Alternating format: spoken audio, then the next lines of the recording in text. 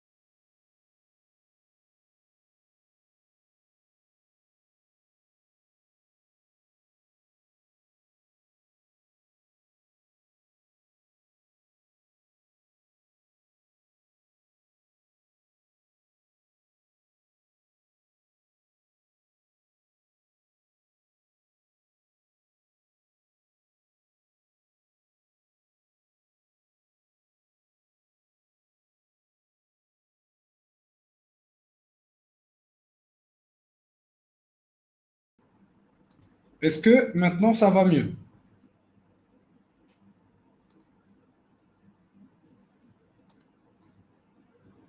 Ça va pour tout le monde? L'écran, la qualité, etc. Tout est bon? Parfait.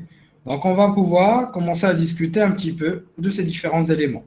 Au fur et à mesure, n'hésitez pas, si vous avez des questions, à les poser dans l'onglet questions. Et par la suite, n'hésitez pas aussi à nous donner vos propositions de webinaire. Donc, j'ai une longue liste. Donc, après, sur des sujets poussés, sur des sujets intermédiaires et sur des sujets basiques qu'on va pouvoir découvrir. Donc, après, sur le lien que mon collègue vient de partager avec vous, vous allez pouvoir retrouver cette partie-là. Et donc, on va pouvoir, à partir de là, pousser et commencer cette partie-là, donc sur l'anonymisation. Et on va pouvoir découvrir un petit peu cette première base, donc assez rapidement. Donc, globalement, dans cette, dans cette, dans ce webinaire ou dans cette présentation ou dans cette première partie, nous allons pouvoir découvrir différents éléments, notamment la première partie qui sera la plus intéressante, enfin déjà pour la mise en place de la première ou de notre infrastructure qu'on va exploiter par rapport au prochain webinaire qu'on va voir. Donc cette première partie va concerner une introduction générale. Donc on va découvrir rapidement ce que c'est que, enfin rapidement les petites bases de l'anonymisation, ce qu'on va chercher à faire. Et ce qui va notamment nous intéresser, c'est qu'on va discuter de la mise en place de la distribution Tails, qui est une distribution extrêmement intéressante donc, pour l'anonymat. Et on va aussi discuter de ses composants, discuter un petit peu du protocole Tor, en quoi ça va nous être utile. Et on va ensuite, bien sûr, la mettre en place assez rapidement. La deuxième partie de ce webinaire va pouvoir concerner une étude sur des architectures avancées, donc d'anonymisation. Donc là, on va se baser sur la mise en place donc, de la distribution Tails d'abord. Donc à partir de la Tails, ce qu'on va effectuer, c'est qu'on va pouvoir déployer une architecture VPN plus proxy, donc sur des serveurs VPS qu'on va d'ailleurs aussi contrôler. Après, on va pouvoir mettre en place sur ces serveurs des mesures de sécurité dédiées. On va avoir une petite connexion sécurisée avec certificat et ensuite un proxy qu'on va pouvoir exploiter par la suite pour pouvoir naviguer sur Internet de manière sécurisée avec une sortie Tor. On verra aussi comment faire des audits sur ce type d'infrastructure et bien sûr aussi comment faire du tracking sur les réseaux Tor. Donc, c'est-à-dire, oui, les réseaux Tor sont censés être anonymes entre parenthèses, mais on verra des techniques pour pouvoir désanonymiser les choses et voir à quel point aussi les réseaux Tor vont être vulnérables à quelques aspects. Donc, vulnérables, ce n'est pas dans le sens vulnérabilité proprement, mais vulnérables à des approches qui nous permettront de désanonymiser les choses, donc notamment les utilisateurs qui vont pouvoir exploiter donc, le réseau Tor. Donc après, ça sera très utile pour pouvoir aussi évaluer la sécurité de nos infrastructures. Avec le tracking aujourd'hui, qui est devenu actif un petit peu partout, donc généralement, on va le retrouver vraiment de partout, que ce soit sur les réseaux sociaux, principalement aussi sur les entreprises ou les GAFA, globalement. Les GAFA, les GAFA qui vont donc tout simplement concerner les 4 boîtes les plus grosses au monde et qui vont donc tout simplement représenter Google, Apple, Facebook et Amazon. On a du tracking par des applications, par le gouvernement, du tracking publicitaire, par le FAI, et ainsi de suite. Et du coup, notre vie privée devient de plus en plus un mythe, voire même un luxe. En fait, ce qu'on va aller chercher donc, ensemble, c'est qu'on va donc tout simplement découvrir comment pouvoir s'assurer d'un réel ou d'avoir donc tout simplement une approche d'anonymat et d'être réellement anonyme sur Internet.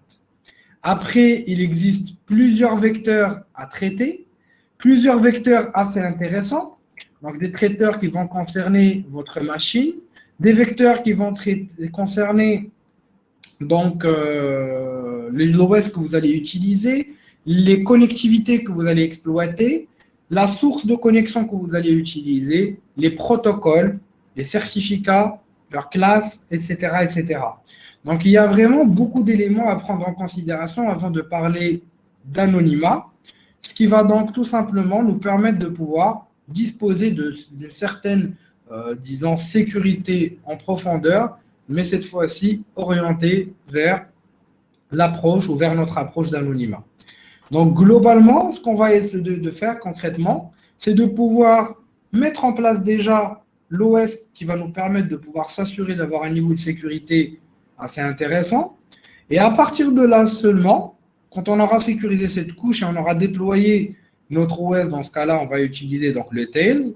Donc, à partir de là, on va pouvoir construire au niveau du webinaire qu'on va pouvoir découvrir ensemble notre infrastructure, donc globalement, sur la partie cloud avec tous les détails qui vont avec.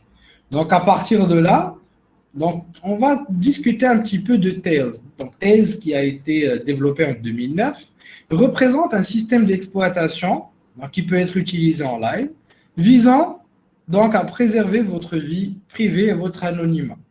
Donc, toutes les connexions Internet sont forcées de passer par le réseau Tor, sachant qu'il ne laisse aucune trace sur l'ordinateur, sauf si vous le demandez explicitement, sans oublier qu'au niveau de cette distribution, il existe des modules antiforensiques qui permettent d'éviter, même si on va aller récupérer votre machine à chaud ou autre, de pouvoir récupérer des informations telles que via des approches comme la cold boot attack par exemple, et ainsi de suite. Donc, il y a des petites mesures antiforensiques qui ont été mises en place permettant d'éviter de pouvoir récupérer des informations susceptibles de pouvoir divulguer des informations confidentielles sur votre vie privée, sur votre navigation et ainsi de suite.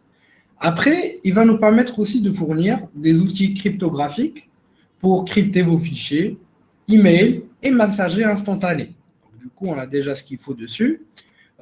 Notamment ce qu'on va voir aussi, il y a du Vega qui a été directement intégré dessus avec un chiffrement de disque par défaut ou initialement donc mise en place au niveau de la distribution. À partir de là, on a aussi une approche assez intéressante de sécurité par la conception qui a été mise en place. C'est une sécurité par défaut qui a été déployée au niveau de la distribution. Donc, c'est-à-dire qu'elle a été durcie et qu'on a une certaine sécurité aussi qui a été rajoutée au niveau du kernel de l'OS. À savoir qu'à partir du moment où on va déployer cet OS de manière sécurisée et de manière vraiment assez, complète, ou disons de manière assez spécifique, on va pouvoir ensuite déployer notre infrastructure donc, sur le net, ou notre serveur VPN, qu'on va ensuite exploiter pour accéder soit via des sorties Tor ou à travers donc, Tor déjà.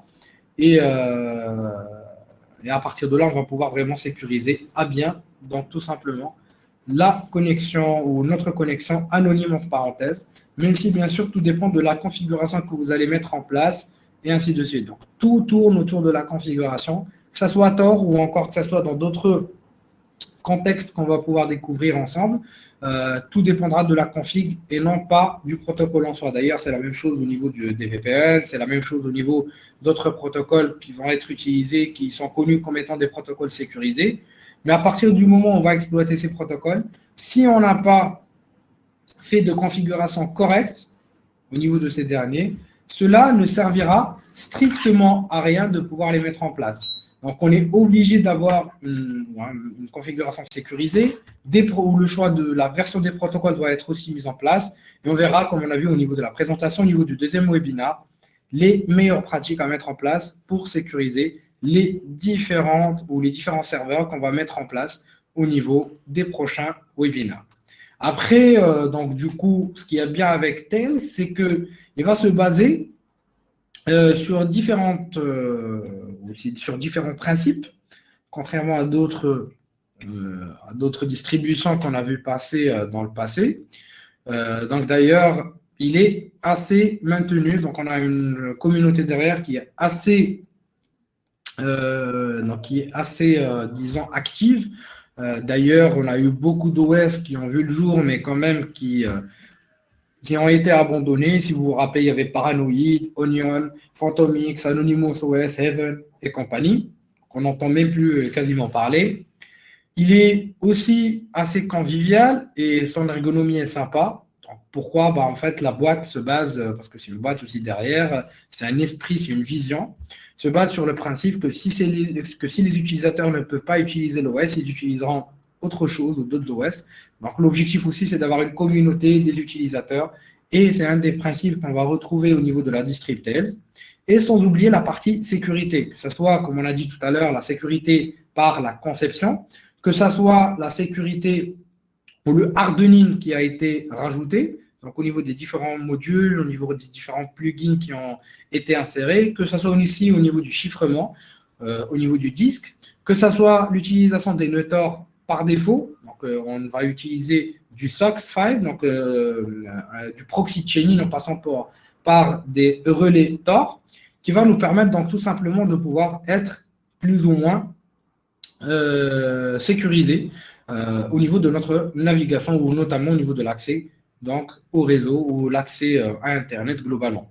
Après, on verra aussi comment mieux configurer ces différents éléments pour vraiment être sécurisé proprement. Après, on retrouve aussi différents modules complémentaires comme des modules antiforensiques qui peuvent être exploités ou qui vont être exploités de manière transparente et automatisée au niveau de ce dernier. Donc, du coup, il faut juste savoir qu'au niveau du réseau Tor, donc le réseau Tor, donc juste un simple rappel, donc Tor, c'est d'abord un projet de l'US Naval Research Laboratory. Donc d'abord, puis il a été récupéré par le FF et maintenu par le Tor Project. D'ailleurs, vous pouvez visiter pour voir un petit peu donc l'avancement du projet, la roadmap, etc., etc. Donc à la base, c'est une application, un logiciel gratuit, donc et un réseau. C'est en même temps une application et un réseau, un logiciel et un réseau ouvert qui nous aide à nous défendre contre toute forme de surveillance et de censure, ce qui permet aussi de bypasser les mesures de censure, ainsi de suite, les proxys qui sont mis en place parfois, les restrictions des firewalls, etc., etc. Et tout ce qui peut toucher à votre liberté personnelle, à votre vie privée, mais aussi à tout ce qui va toucher donc tout simplement aux communications donc susceptibles d'être interceptées donc au niveau des différents réseaux, quels qu'ils soient. Donc, du coup, ça nous fournit une couche de sécurité qui nous permet d'accéder anonymement à Internet, mais aussi en même temps à des réseaux, à des services cachés au niveau du réseau Oignon. C'est ce qu'on appelle donc un réseau Oignon, qui est le réseau Tor en fait. Il permet donc à travers l'exécution donc d'une chaîne ou d'un proxy ou d'une chaîne de proxy, ce qu'on appelle des relais Tor, de pouvoir accéder de manière donc sécurisée donc aux différentes plateformes honnêtes ou de communiquer globalement de manière sécurisée. À partir de là, donc l'architecture de Tor, elle est vraiment assez simple. Enfin, assez simple dans le sens où on va pouvoir retrouver différents nœuds du réseau qui vont pouvoir être exploités en profitant ou en mettant en place donc une couche de chiffrement qui va pouvoir s'assurer de la confidentialité de vos informations, mais aussi une couche d'intégrité pour s'assurer bien sûr de l'intégrité des informations qui circulent. Sans oublier bien sûr qu'on va avoir un tunnel bidirectionnel entre l'utilisateur qui va utiliser le service et le serveur au niveau duquel ou par rapport auquel on va accéder. Donc bien sûr, ce tunnel bidirectionnel va pouvoir se focaliser sur deux aspects. Donc à partir du point d'introduction, c'est-à-dire ce qu'on va pouvoir retrouver comme nœud ou comme nœud initial de communication, jusqu'au point de rendez-vous, donc qui est ou le point de sortie qui va nous permettre de pouvoir donc tout simplement arriver vers notre cible. Bien sûr, on a bien sûr des circuits, on appelle ça des circuits qu'on va pouvoir passer entre les différents nœuds du réseau, qu'on va pouvoir utiliser pour s'assurer d'un anonymat quasiment, enfin je ne vais pas dire complet, mais d'un anonymat, donc d'une bonne classe, parce que principalement par rapport à l'utilisation donc d'autres approches comme des AD proxy traditionnels ou même parfois faites attention d'ailleurs aux VPN gratuits que vous allez trouver. Les VPN gratuits, ça ne chiffre pas vraiment grand-chose. Vous utilisez un petit Wireshark et vous pouvez vraiment voir la calamité ou les calamités qu'on va pouvoir retrouver dans ce sens. Après, bien sûr, il existe différents composants complémentaires à Tor. Donc, on va retrouver principalement le client qui représente donc l'utilisateur qui va pouvoir utiliser le relais Tor ou qui va pouvoir représenter ou utiliser, le réseau Tor. Donc, c'est juste l'utilisateur qui va pouvoir l'exploiter. On retrouve les relais, c'est-à-dire les différentes machines qui vont pouvoir être exploitées et qui peuvent servir de point de sortie donc, globalement les réseaux, sur les approches, sur les nœuds traditionnels. On a les ponts qui sont des relais non annoncés dans les serveurs d'annuaire, parce que ce qu'il faut retenir au niveau de l'architecture, c'est qu'on a un directory server. Donc, c'est en fait un serveur d'annuaire donc, qui va tout simplement représenter ou contenir donc, la liste des informations d'annuaire sur les différents nœuds Tor existants.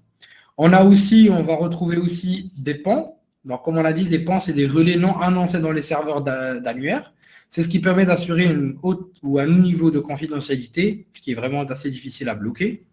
Donc, c'est pour ça qu'on arrive à bypasser quand même des mesures de censure, même si, par exemple, en Chine ou dans d'autres pays, ils sont arrivés à bloquer donc, beaucoup de relais Tor, mais quand même, il y a des ponts qui ne sont pas annoncés, donc qui sont assez compliqués à être bloqués.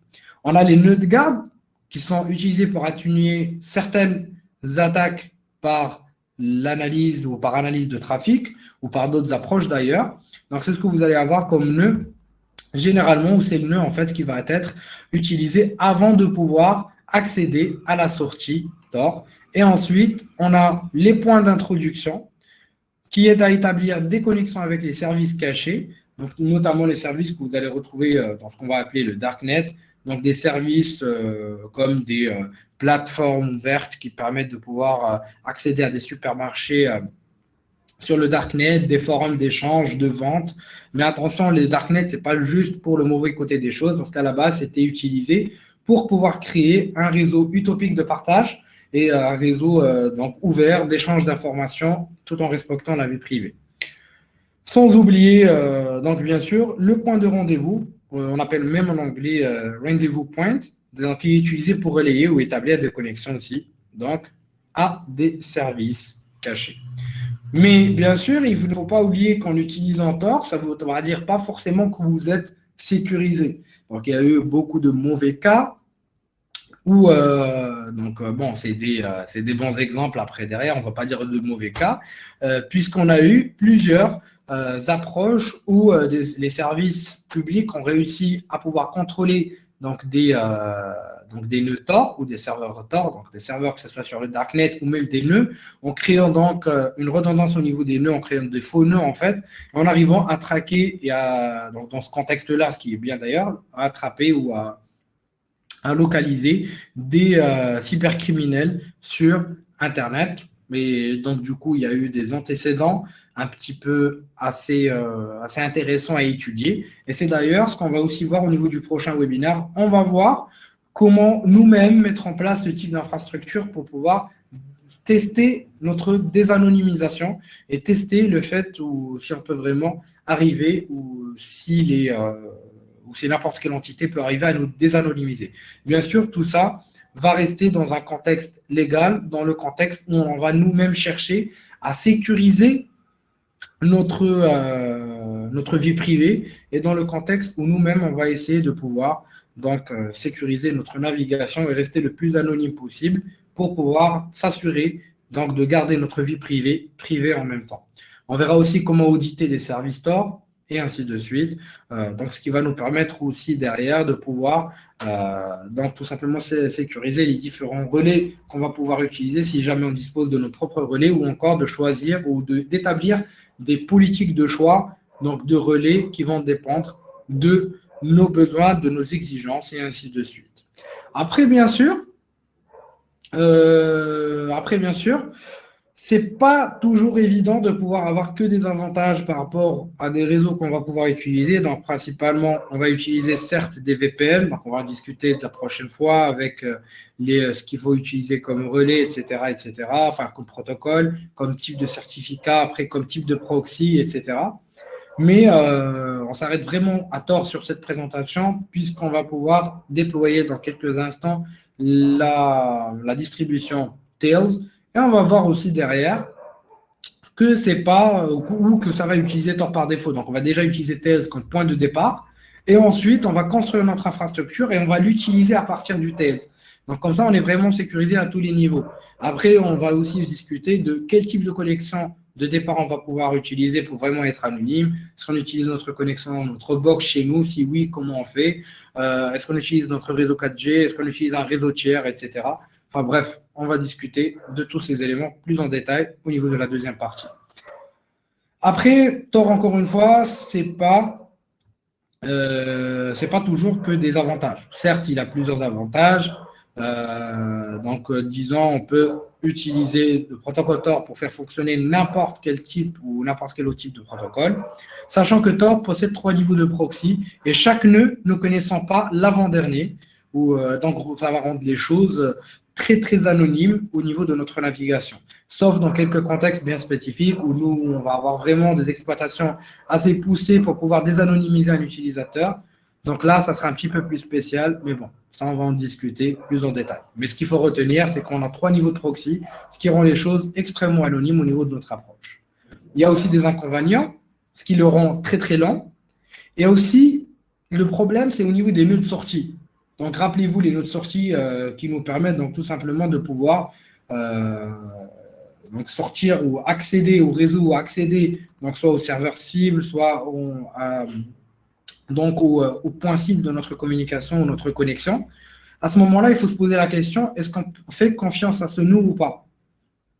Comment on va arriver à faire confiance à ce nœud? Et est-ce que ce nœud va pouvoir exploiter donc, où est-ce que ce nœud va pouvoir donc tout simplement être exploité par des entités tierces? Parce qu'aujourd'hui, certes, c'est quelque chose de bien, je le redis, c'est utilisé par les forces de l'ordre pour pouvoir détecter et arrêter donc tout simplement des cybercriminels. C'est pour ça d'ailleurs que je vais parler aussi un petit peu de désanonymisation et ainsi de suite, parce que c'est assez important. Et ce qu'on retrouve sur le Darknet, c'est assez triste. Et c'est triste et ça fait quelque chose quand même de voir que le Darknet a commencé à la base pour le partage, pour la liberté d'expression, avec des forums pour respecter la vie privée, etc., etc., et que ça se transforme du jour au lendemain vers un supermarché ou un cybermarché, donc pour tout ce qui va être illégal. C'est triste et malheureux, mais bon. Et donc, du coup, à partir de là, entre parenthèses, ces nœuds de sortie, on va essayer de voir comment les évaluer, comment pouvoir faire le choix de mon nœud de sortie et comment pouvoir donc aussi rajouter une couche de sécurité que nous-mêmes on va utiliser pour pouvoir sécuriser les différents composants de notre architecture ou si vous préférez au niveau de notre infrastructure. À partir de là, on va donc tout simplement avoir une approche, donc disons, assez complète, sans oublier que l'infrastructure donc, qu'on va pouvoir retrouver au niveau du réseau Tor, c'est une infrastructure semi-statique et il est assez facile de dire que quelqu'un l'utilise du côté serveur. Donc, on va aussi voir derrière comment mettre en place les bonnes pratiques pour ne pas se faire facilement détecter derrière qu'on va utiliser un service Tor. Parce qu'après, vous allez avoir des services qui vont pouvoir le bloquer et ainsi de suite. Donc, on va voir aussi comment mettre en place des meilleures pratiques, comment faire un choix spécifique par rapport aux différents nœuds pour donc toujours choisir des nœuds de sortie pour ne pas se faire détecter de l'autre côté ou ne pas dire voilà, ou ne pas que l'utilisateur derrière ou le serveur ou le service ne puisse pas détecter vraiment qu'on utilise un nœud Tor ou pas. Et donc, à partir de là, si on suit les différents éléments qu'on va pouvoir découvrir au niveau de ces deux webinaires, donc déjà la mise en place simple, et là, le prochain webinaire sera beaucoup, beaucoup, beaucoup plus technique, on va voir comment on va pouvoir mettre en place ces différentes infrastructures. Et donc, c'est ce qui va être le plus intéressant dans cette approche-là. Et le fait aussi que les annuaires, ou le fait aussi qu'on puisse avoir différents pans, donc Tor, qui vont être donc, listés dans ce qu'on a appelé l'annuaire. Rappelez-vous, au niveau de l'architecture, on a parlé ici de ce qu'on appelait le directory service, ou l'annuaire qui va contenir la liste des pans. Donc à ce moment-là, des services publics peuvent facilement bloquer ce type de pan, entre parenthèses, ou donc dans des entreprises ou autres, mais bon, pour respecter la vie privée, on va pouvoir réussir à pouvoir bypasser ce blocage-là et on va pouvoir mettre en place ou faire le choix par rapport à des relais qui sont non annoncés dans les serveurs annuaires pour que ça soit beaucoup plus difficile à bloquer. C'est ce qui est d'ailleurs utilisé par défaut dans le Tor browser en choisissant ou quand vous allez choisir les différentes options que vous allez exploiter. Donc, d'ailleurs, il y a eu un antécédent en 2010-2011 en Chine où il y a eu le blocage de 80% des relais Tor listés dans l'annuaire. Donc maintenant, il y a plus de relais ou plus de pans de relais qui n'ont pas été répertoriés dans l'annuaire ou de pans qui n'ont pas été répertoriés dans l'annuaire. Donc du coup, il y a beaucoup plus de possibilités pour bypasser cette censure et on va voir comment automatiser aussi ou comment faire ces choix-là par la suite ensemble. Donc maintenant, on va passer à la partie pratique. Dans quelques secondes, dans une petite dizaine de secondes, on va pouvoir passer donc tout simplement à la partie pratique en déployant donc notre distribution dans quelques instants. Rendez-vous dans quelques secondes donc pour pouvoir déployer cette dernière.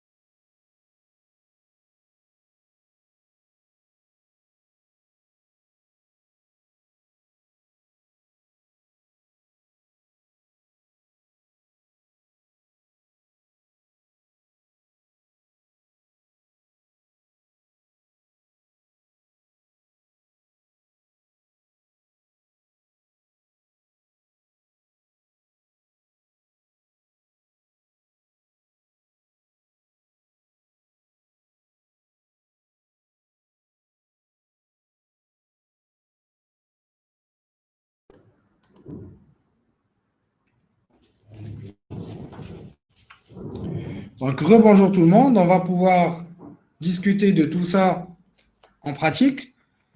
Donc, une petite remarque que je viens de voir par rapport à Monsieur Didier. Donc, effectivement, en France, si vous installez un nœud Tor, vous êtes responsable de tout le flux sortant. Donc, effectivement, on va discuter de l'aspect légal pour rester dans la légalité, ainsi que par rapport aux différentes autres catégories de questions ou de questions légales, mais aussi pour pouvoir aussi protéger les sorties qu'on va pouvoir mettre en place et pour rester, bien sûr, tout ça dans la légalité. Donc, ça, c'est sûr. Donc, on cherche surtout à rester dans cet aspect-là et ainsi de suite. Et donc, à partir de là, on va pouvoir se diriger principalement au niveau de la plateforme Tails ou au niveau du site officiel de la plateforme Tails. Donc là, en fait, quand vous allez pouvoir arriver sur le site, après, vous pourrez choisir à partir de quel système d'exploitation vous voulez installer donc Tails. Donc ça dépendra après si c'est du Windows, du macOS ou du Linux, et ça dépendra de ce que vous allez pouvoir décider de faire. Donc c'est-à-dire seulement le télécharger ou pour des clés USB, pour l'installer en DVD ou pour machine virtuelle. Je vous conseille de jamais utiliser donc la partie surtout machine virtuelle. Donc il faut vraiment éviter de pouvoir la mettre ou l'exploiter. Et je vous conseille vraiment de pouvoir l'utiliser directement par clé USB. Donc lorsque vous allez récupérer de toute façon ce dernier, donc en lançant le téléchargement, on va pouvoir donc choisir de l'installer donc de deux manières. Soit on va essayer de l'installer donc depuis un autre tail. Donc là, à partir de là, si vous avez une autre clé USB, vous pouvez l'utiliser. Et si vous avez la possibilité de pouvoir le faire depuis votre machine, ben en fait, vous pouvez le faire depuis ou par rapport à une clé USB. Il suffit d'ailleurs de pouvoir télécharger donc l'ISO, donc en cliquant sur installer sur Windows, et là, vous allez télécharger l'ISO. Après, bon, vous avez une procédure assez sympa qui est explicite sur le site officiel de la Tails. Donc, à partir de là, une fois que vous avez téléchargé cette dernière, donc vous pouvez aussi vérifier si cette dernière est vraiment, ou a été vraiment, ou est vraiment, ou respecte, ou pas respecte, mais plutôt si le hash de cette dernière est vérifié. Donc, c'est-à-dire qu'il n'y a pas eu d'altération. Donc, je vais choisir l'emplacement de ma Tails, parce que je l'ai déjà effectivement téléchargé. Et là, à ce moment-là, on va attendre quelques petites secondes. Et là, on va pouvoir s'assurer que l'image de cette dernière est bel et bien correcte, et ainsi de suite. Donc là, comme ça, on vérifie globalement, c'est comme si on vérifiait un petit peu globalement le checksum de cette dernière. Donc la vérification, c'est parfait, et la vérification est réussie. Donc par la suite, on va passer à l'installation de la Tails. Donc du coup, ce qu'il faut prendre en considération, c'est que au niveau de la partie Tails ou au niveau de Tails, ils vont donc pouvoir conseiller de pouvoir utiliser une application spécifique qui s'appelle Etcher. Donc, plus précisément Balena Etcher. Après, bon, vous pouvez utiliser des applications comme ce qu'on va retrouver comme Rufus ou autres qui permettent de pouvoir cloner des images ou de pouvoir flasher des images sur une clé USB. Mais vous pouvez aussi utiliser directement. Et le mieux, moi, je préfère aussi qu'on suive les préconisations des développeurs de la solution. Donc, à partir de là, vous choisissez le disque dur pas le disque dur, mais la clé USB que vous allez pouvoir utiliser. Donc là, par exemple, je peux choisir une clé USB bien spécifique que je vais utiliser pour cette partie-là. Donc là, en branchant juste la clé USB, vous devrez apparaître, ou je vais la brancher 2 petites secondes. Voilà, hop là, vous devrez avoir apparaître donc la petite clé USB. Donc vous cliquez sur Select Target. Donc là, je pense qu'elle a été connectée de host. Voilà. Et là, vous avez la petite clé USB qui peut être utilisée. Donc là, c'est juste une clé pour vous montrer le petit exemple. Mais à la base, il faudra une clé au minimum de 8 gigaoctets. Donc tout est spécifié au niveau de la partie technique. Et donc là, on lance juste par la suite le clonage de l'image.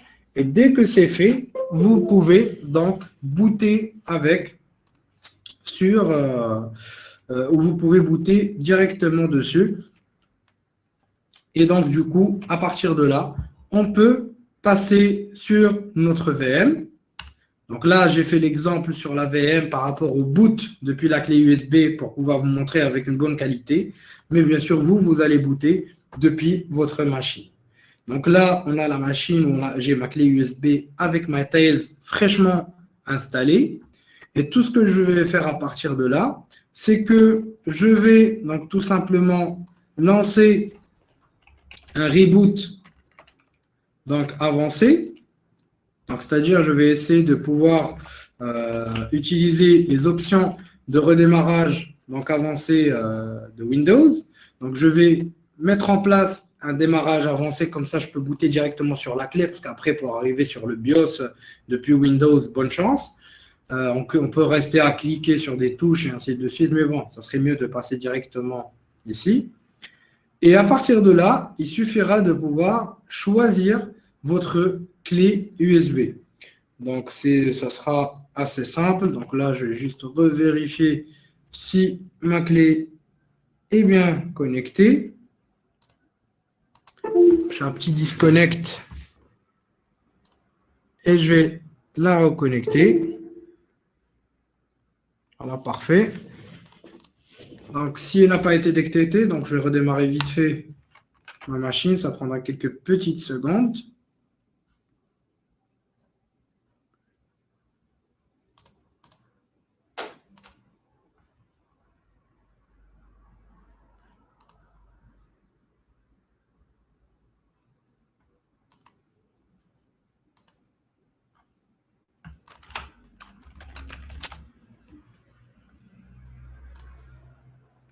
Là, je vais vérifier rapidement que ma clé USB est détectée. Voilà, elle est bien détectée.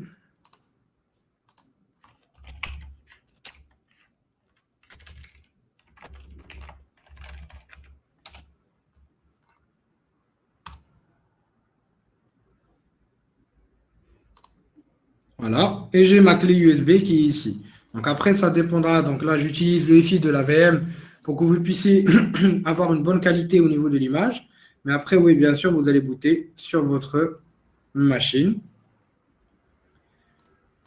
Hop, et on va redémarrer pour tomber sur notre Tails. Et voilà. Donc à partir de là, je vais démarrer ma distrib. Et j'attends quelques secondes, le temps que ça puisse démarrer.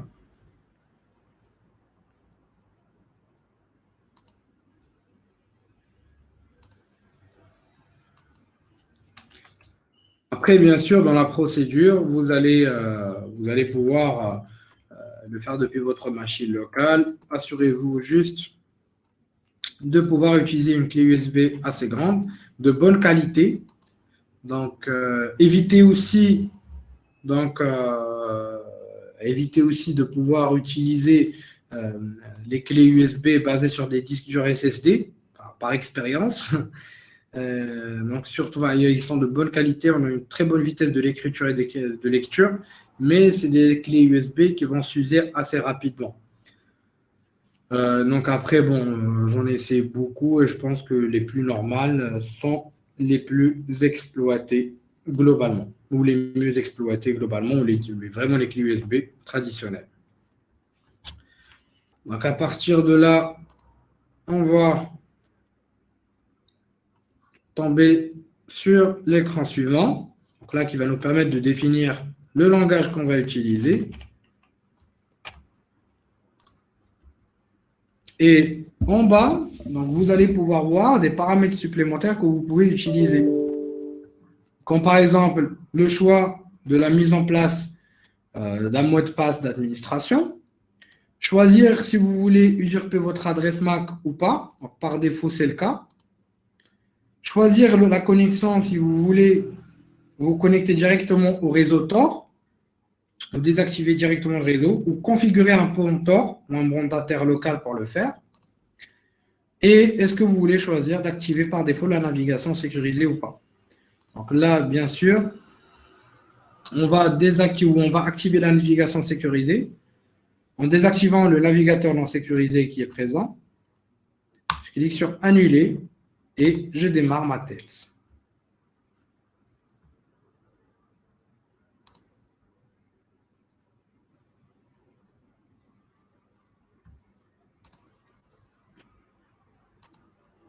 À partir de là, donc on est au niveau de notre Tails. Donc vous allez remarquer que les différents circuits oignons vont pouvoir être représentés ici. Donc si j'ouvre un circuit, il va automatiquement se connecter donc, à différents nœuds Tor. Donc si on clique sur un circuit, on a les différents détails sur ce dernier, son empreinte, la date de publication, l'adresse IP et aussi donc tout simplement la bande passante. Donc, à partir de là, je peux par exemple déjà jeter un petit coup d'œil sur la partie navigation.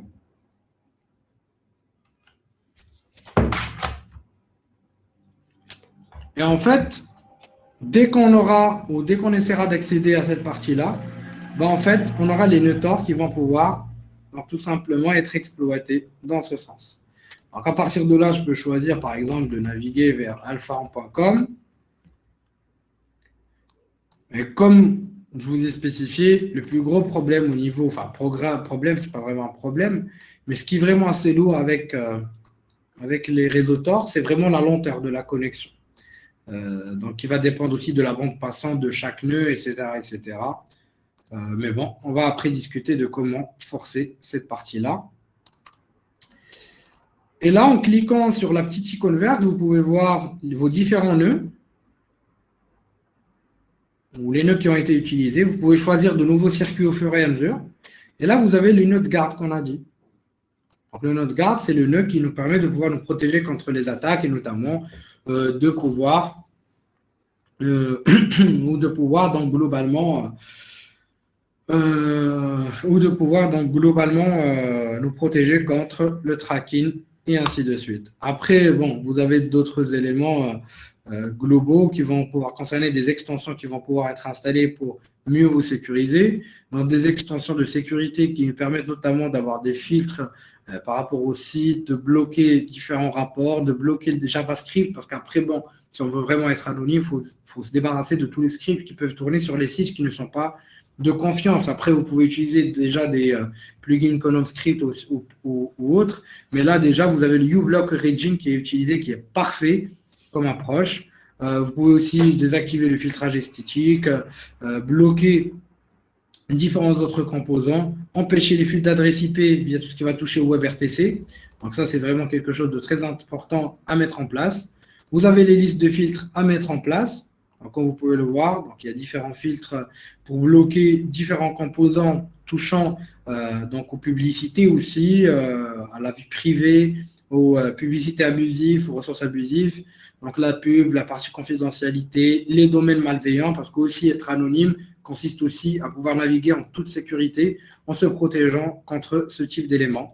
On peut aussi bloquer des différents éléments à partir de différents pays ou différents langages, et ainsi de suite. On peut rajouter nos propres filtres, avoir des filtres dynamiques, des listes blanches, et ainsi de suite.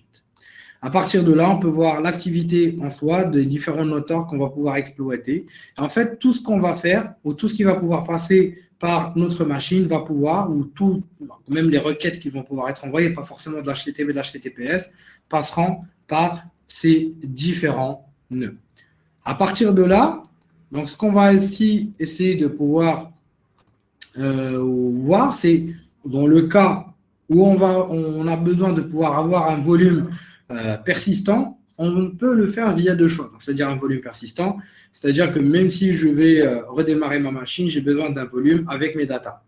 Donc à ce moment-là, on peut le choisir en allant dans Application, configurer le volume persistant Tails. en choisissant donc un mot de passe qui doit être bien sûr assez fort. Et c'est un mot de passe qui va nous servir pour déchiffrer donc tout simplement le conteneur ou disons c'est pas un conteneur forcément, mais c'est un volume ou un volume persistant que vous pouvez donc utiliser pour avoir des données de manière persistante.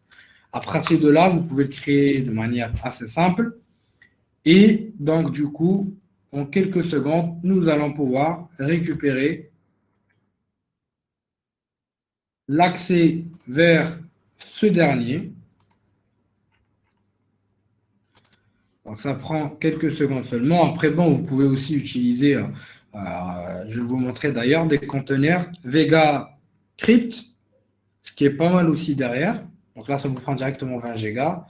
Donc, on va attendre quelques petites secondes le temps de la création du volume persistant.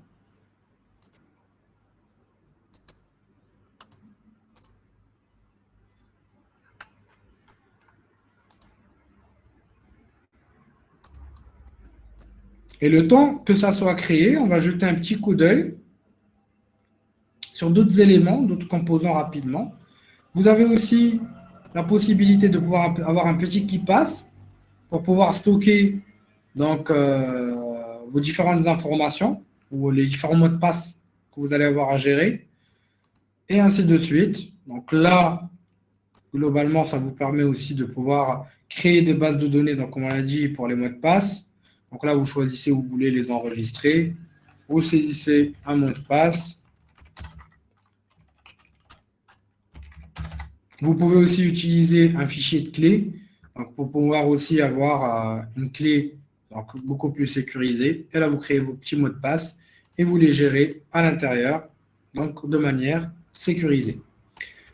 Revenons maintenant à notre volume persistant. Et là, on va essayer de voir ce qu'on peut choisir de garder ou pas au niveau de ce volume.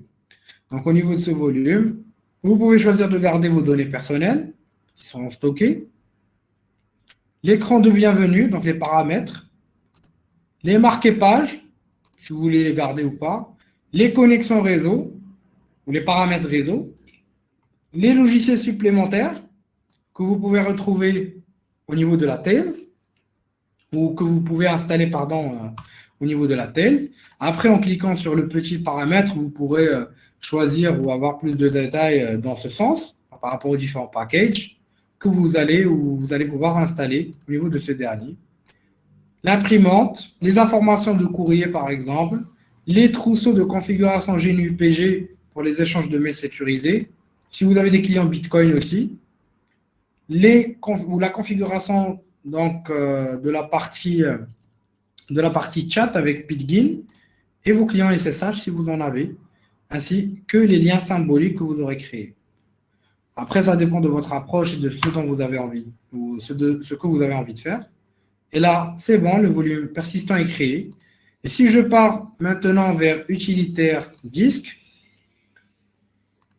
que je clique sur ça, que je vais vers ma clé, bah vous avez le Tails Data ici qui a été créé et qui est mon volume persistant. Là, si je vais vers les paramètres, je peux modifier le mot de passe de chiffrement. Et là, vous savez aussi ce qui va être utilisé pour du chiffrement. En fait, c'est du luxe qui va pouvoir être utilisé. Et en fait, c'est un standard associé au noyau Linux pour le chiffrement de disques. Donc, c'est pas mal du tout et ça nous permet de pouvoir avoir plus de sécurité globalement. Et vous pouvez donc rajouter des options de chiffrement un petit peu plus avancées sur du luxe et ainsi de suite, changer la passphrase de votre partition et ainsi de suite. Donc, à partir de là, donc tout ce que vous aurez à faire, c'est d'utiliser vos paramètres. Vous pouvez aussi d'ailleurs chiffrer donc là votre presse-papier. Donc là, vous pouvez cliquer sur chiffrer presse-papier, voilà, et en les rajoutant, donc ou en ouvrant l'éditeur de texte et ainsi de suite. Vous pouvez chiffrer le presse-papier ainsi de suite. Vous pouvez signer et chiffrer le presse-papier avec une clé publique. On en discutera au niveau de la prochaine ou du prochain webinaire sur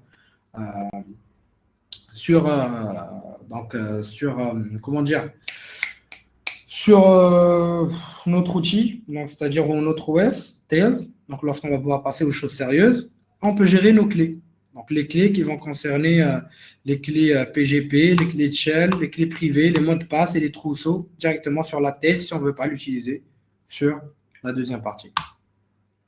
Après, bien sûr, au niveau du paramétrage, on verra aussi comment paramétrer ces différents éléments, comment sécuriser les accès directs, mais aussi comment se débarrasser des différents packages susceptibles de nous poser des problèmes, et ainsi de suite.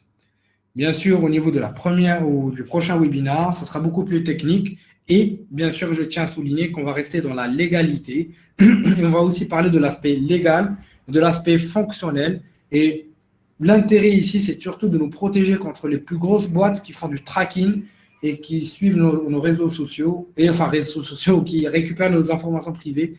Et pour rester, donc bien sûr, le plus sécurisé possible, bien sûr.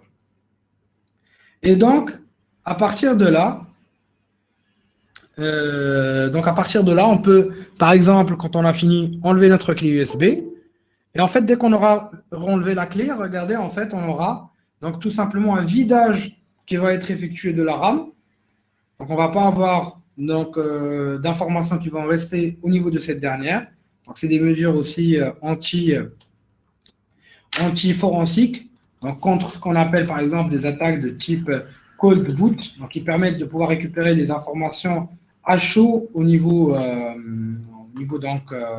de notre machine. Donc, bon, c'est des mesures qui ne vont pas vraiment être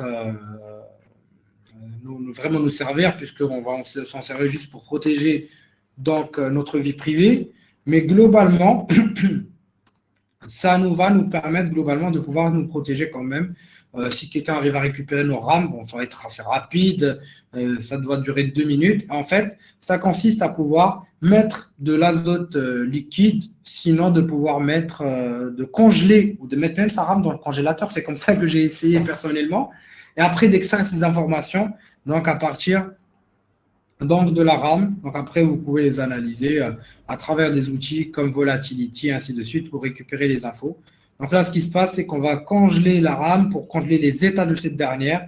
On va pouvoir à partir de là récupérer les informations au niveau de cette dernière. Et donc, en utilisant des modules anti-forensiques comme ce qu'on vient de voir, ça nous permet de pouvoir éviter tout ceci.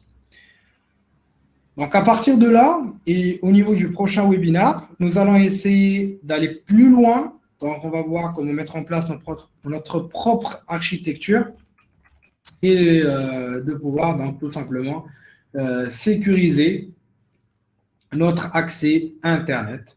Et donc, à partir de là, donc, on va pouvoir voir ces éléments de manière beaucoup plus poussée et beaucoup plus avancée. Si vous avez des questions, maintenant, n'hésitez pas à m'en faire part. Si vous voulez voir beaucoup plus de choses au niveau des prochains webinaires, n'hésitez pas. Si vous avez des suggestions, je suis à votre entière disposition. Et que ce soit pour les formations ou les webinaires. Et n'oubliez pas qu'on est ici en communauté. Et bientôt, j'essaierai de faire autre chose. Enfin, ce sera une petite surprise pour que ça soit beaucoup plus décontracté et qu'on puisse ensemble donc avancer en tant que communauté unie et qu'on puisse faire vraiment beaucoup de choses ensemble. Donc, après, bien sûr, il y a ce qu'on va appeler des approches de Tor over VPN, ce qu'on va pouvoir voir aussi. On va même vers du Tor over double VPN pour pouvoir vraiment être vraiment sécurisé. Mais là, c'est vraiment si vous êtes parano de chez parano. Mais un Tor over VPN, c'est ce qu'on va voir avec l'utilisation d'un proxy sécurisé et ainsi de suite. Et donc là, je vais essayer de pouvoir répondre rapidement à vos questions. Donc oui, par rapport aux slides, oui, effectivement, vous allez récupérer les slides de toutes les formations, de tous les webinaires. Et d'ailleurs, pour les webinaires qui se sont déjà déroulés au niveau des derniers jours, vous pouvez les récupérer aussi, bien sûr. Donc, pourquoi il faut utiliser une clé USB en particulier et pas une VM? Parce que, personnellement, je ne fais pas trop confiance aux VM. Donc, je ne suis pas trop vraiment VM, pour être vraiment direct avec vous.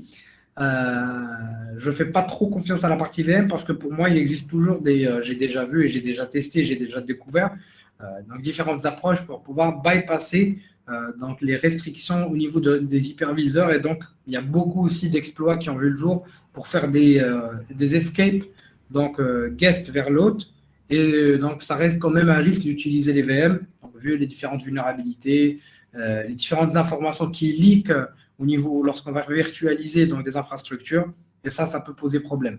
Vous pouvez l'utiliser, bien sûr, on est dans un cadre légal, donc du coup, il n'y a pas de souci, une VM, c'est parfait. Mais si on veut vraiment faire bien les choses comme il faut, vous pouvez ou vous devez utiliser plus l'OS ou des OS, des clés USB, ça sera mieux.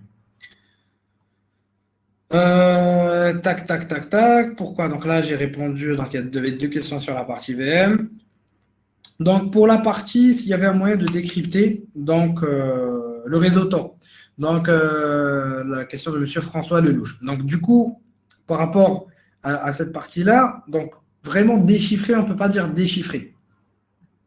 Concrètement, je ne peux pas dire, voilà, il y a un moyen pour déchiffrer le trafic Tor. Donc, ça, c'est vraiment, disons, il n'y a aucune information publique qui permet de dire ça. Je peux doubler le nombre de nœuds. Je peux introduire des nœuds qui sont piégés. Je peux désanonymiser un utilisateur, mais pour déchiffrer le trafic, il n'y a pas encore publiquement d'informations concernant cet aspect-là.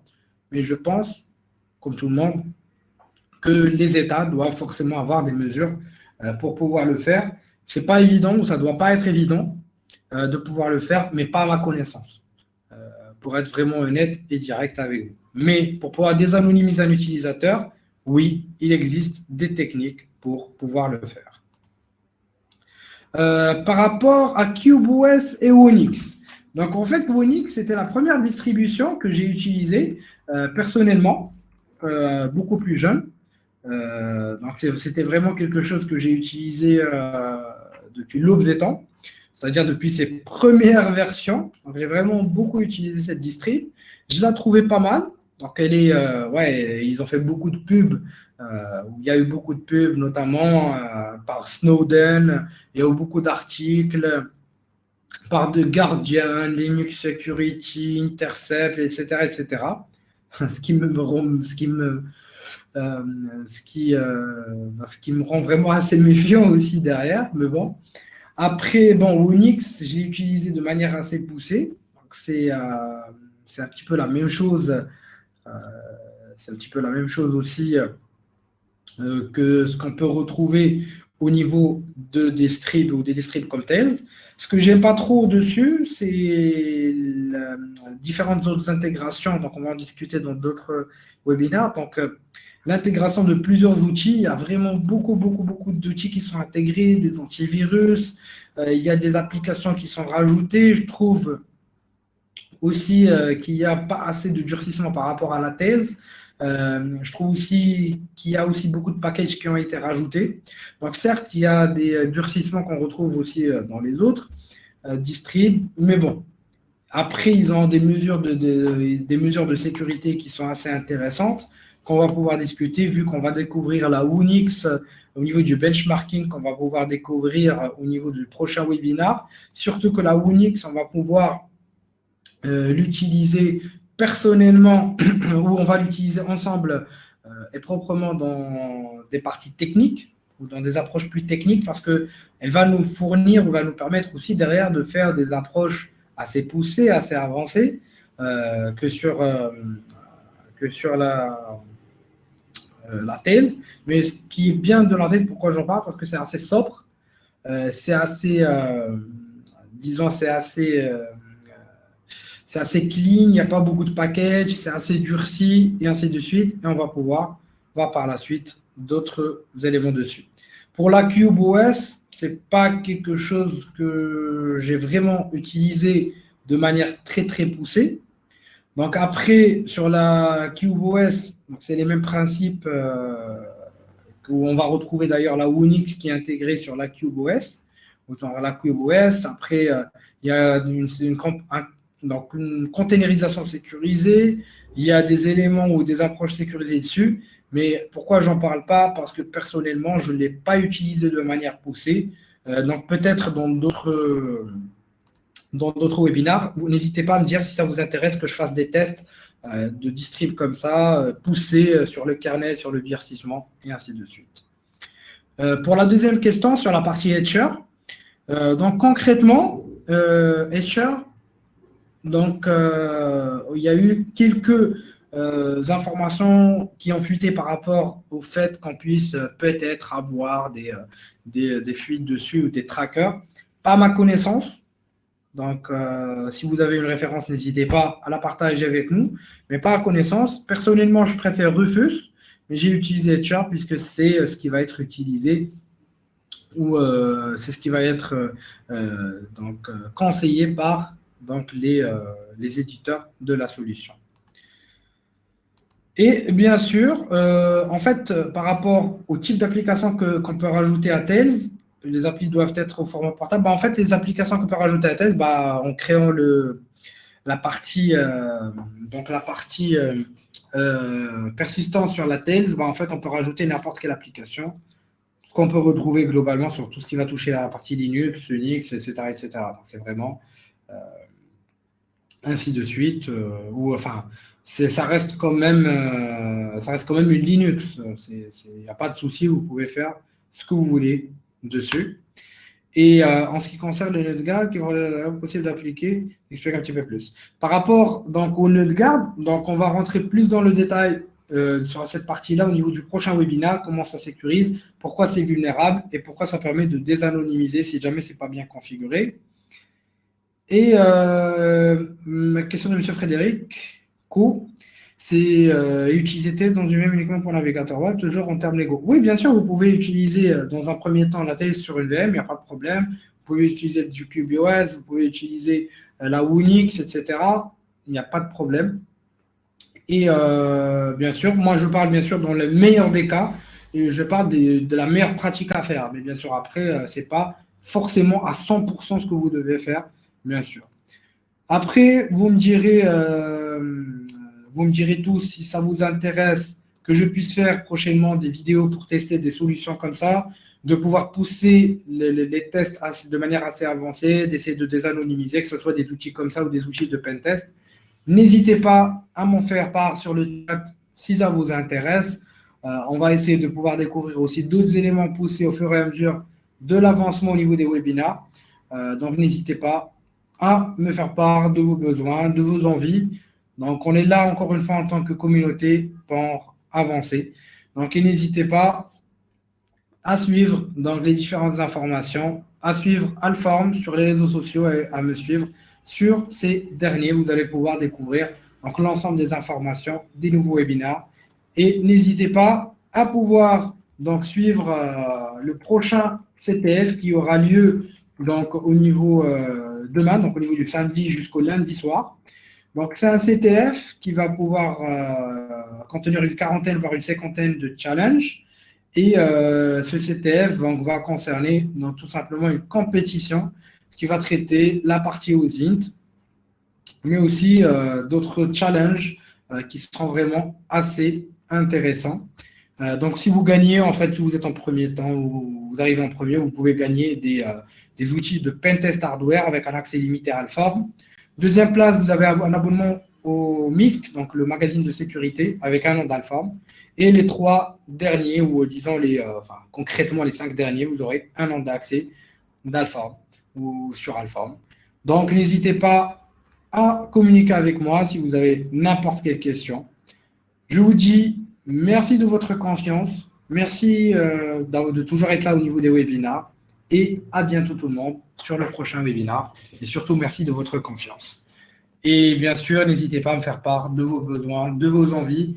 C'est grâce à vous et de votre confiance et que ça me donne personnellement la force nécessaire pour pouvoir continuer, fournir toujours des formations, des webinars. Et il y aura des e-books, il y a beaucoup de choses. Donc, n'hésitez pas. Merci de votre confiance et à bientôt tout le monde.